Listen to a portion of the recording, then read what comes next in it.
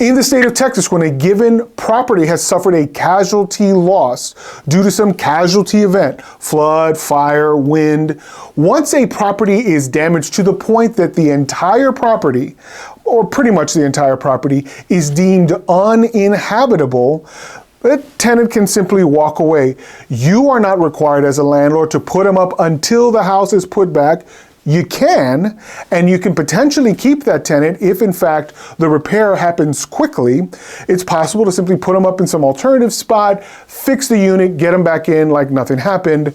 However, it's not usually that easy. If an entire place is rendered uninhabitable, the repair could take weeks, sometimes months to complete, and it's just not practical to keep a lease like this going. And so in this situation, the landlord or the tenant can terminate with written notice to the other side, and again, no continuing obligations after that.